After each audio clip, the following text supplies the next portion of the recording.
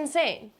If you have kids, if you have family, you have a social life, you have work, there are so many different things to juggle, your daily chores, all of it. It can be really hard to maintain any sort of art habit. And then suddenly 2-3 months go by and you haven't drawn or painted. My name's Haley. I am a digital and traditional artist, and I, over the last 6 months, have rebuilt an art habit. And so I wanted to share some tips and tricks with you on how you can actually build or rebuild an art habit in your daily life so that you can express yourself and create some beautiful art. So let's jump right into it. My first one is to figure out what time of day you are most inspired and you have the most freedom to work. So say you have kids and they go off to school and you've got that chunk of time to, get all your chores done and maybe spend some time to yourself. For me, it is my morning time. When I wake up, I get some coffee. I just really enjoy some slow mornings with me and my baby and a cup of coffee, and I watch some art vlogs and I pull out my iPad and I can do some sketching. I am most productive in the morning, so I balance, that time with then jumping in and doing my work for the day. The first hour or two is time for me to do what I want to do. My second tip is make it easy to access inspiration. And I know this sounds funny because you think inspiration is just gonna hit you and you're gonna be so inspired and you're gonna create something beautiful, masterpiece right in this moment. But honestly, inspiration kind of has to be systematized a lot of the time if you want to be able to sit down and work on your craft every day. Every day you're not gonna feel inspired. You're not gonna have this feeling of creative abundance all the time. And so here are some ways that I systemize my inspiration. First and foremost, Pinterest. Pinterest is an amazing place where I find so much inspiration and I look at tons of other beautiful art. This has helped me harness the type of illustration style that I am pursuing by looking at other forms of illustrating and being like, I kind of like this color palette and I kind of like this form of brush strokes and this imagery and etc., etc. So you can build boards in Pinterest of things that you like.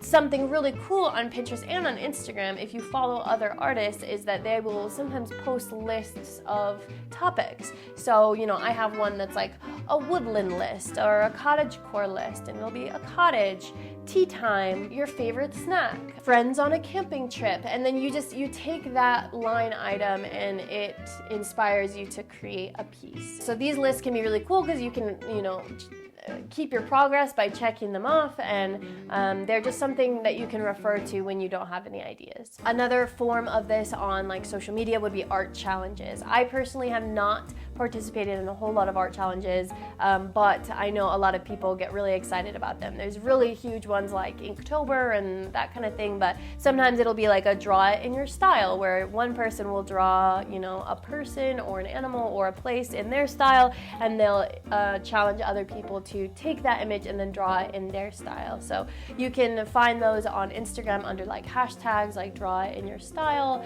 art challenges, drawing challenges, that kind of thing. And that can be one form of inspiration to see what all the other people are creating and then how you can turn it into your own beautiful piece of art.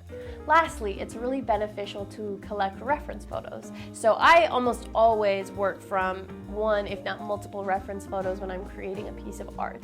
And so I will, anytime I see something cute or beautiful, like a cool building, or I saw a deer in the woods the other day, I'll snap a photo and keep that as a potential reference photo so that when, again, I don't have any ideas, I can sit down and look into my photos and be like, oh yeah, I wanted to draw this deer in the woods, or this really cool Victorian building that I saw. And you can just keep folders on your phone or on your laptop of photos that you have taken as reference photos.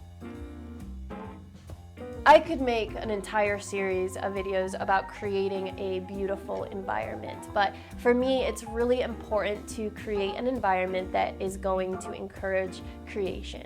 First and foremost, for me, this means I have to have a clean house. The dishes have to be done. the laundry has to be done, my house and my space need to be tidy and neat, or I'm not going to feel like creating, I'm going to feel like cleaning. And so this creates a whole other habit of, staying organized, staying clean, maybe doing the dishes at night before you go to bed so that when I wake up in the morning, I can just make my coffee and get right to making art. Having a clean, tidy environment is super important for me to feel like I have the permission to do art, because I don't need to be doing all my other chores. This, for me, also means like having beautiful natural light and twinkle lights. I don't like harsh overhead fluorescent lights, so I almost never turn the lights on in my house. My whole house is lit by twinkle lights and open windows and lamps. I like to have fresh flowers when I can. I like to light candles and burn incense, and I'm always, always playing music in the background, whether it's jazz or classical or lo-fi or some acoustic. Like, I always have some sort of soft ambient music going pretty much at all times of day, but I find that this just really inspires creativity and helps create this kind of relaxed environment in my house. When my house is just feeling cozy and clean, I'm much more likely to create than I am when my environment is not supportive of doing art. The next thing would be creating goals and deadlines, even if they're just like made up, even if you don't have an accountability partner to say, hey, this is due when. If you can just create a sort of goal deadline framework for yourself, this can encourage you to actually stick to your daily art habit, or your weekly art habit that you were trying to commit to.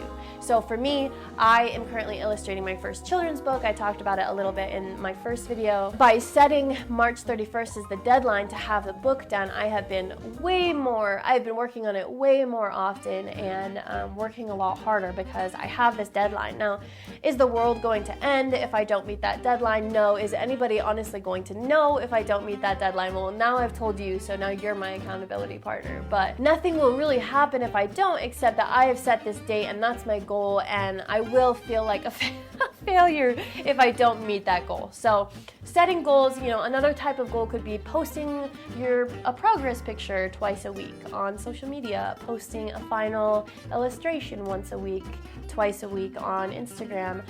Those kind of things can keep you motivated when you're feeling unmotivated. For me, lately, I have been building a artist community, mostly virtually. Now, all of my friends are filmmakers, but I don't have a lot of friends who are actual artists, traditional or digital artists.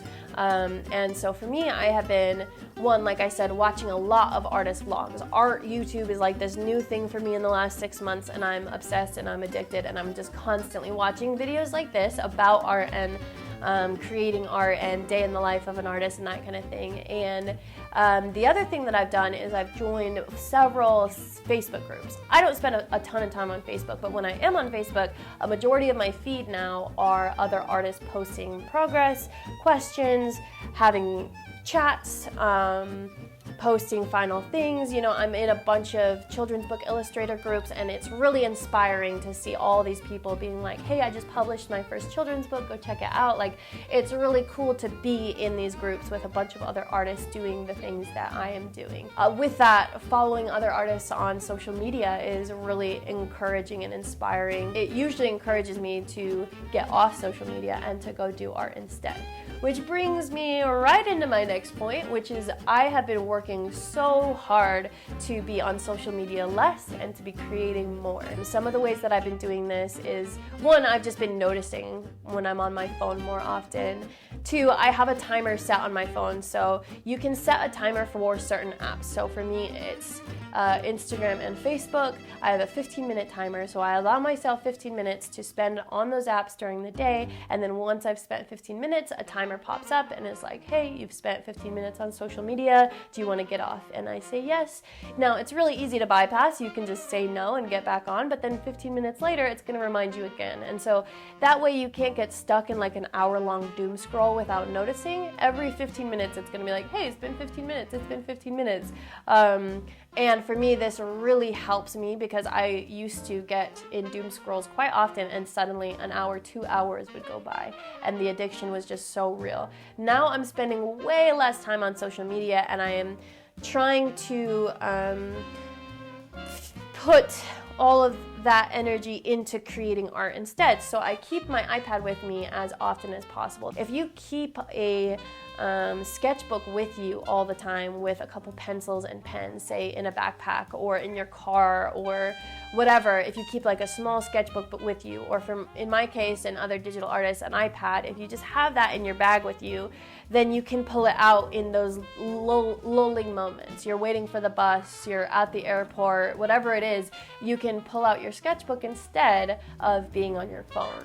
This has been an amazing transformation for me and my mental health and my productivity and my art habit. Even if it's 10 minutes, 30 minutes that you're spending on art instead of on your phone, that has just been like a huge progress for me. Now, if you want to take this a step further, this is something that I'm going to try out here soon.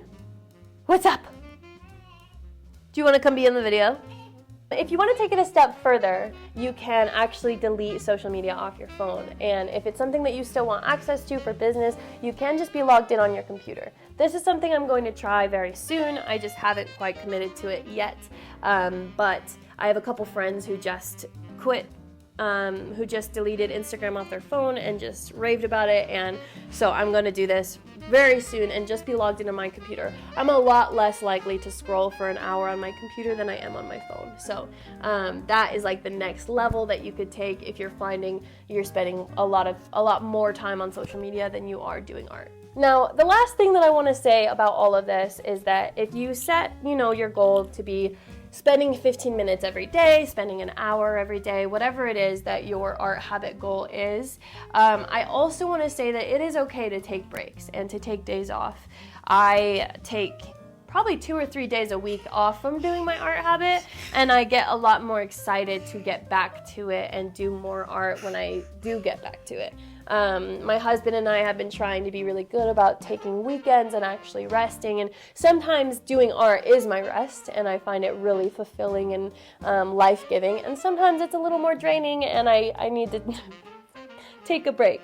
So that's the last thing I want to say, is that when you are getting back into your art habit, it is totally okay to take breaks, take days off, as long as the majority of the time, 4 or 5 days out of the week, you are spending a little bit of time doing your art. So even as a mom, even as a full-time worker, even as a part-time worker, whatever your life looks like, it is totally possible to rebuild an art habit. I hope that these tips and tricks were beneficial for you, and if you liked it, please like this video and subscribe to my channel. It would really help me out, and I am so excited to be making more videos like this one for you. Please let me know if there's any videos that you want to see from me down in the comments, and I will see you in the next one.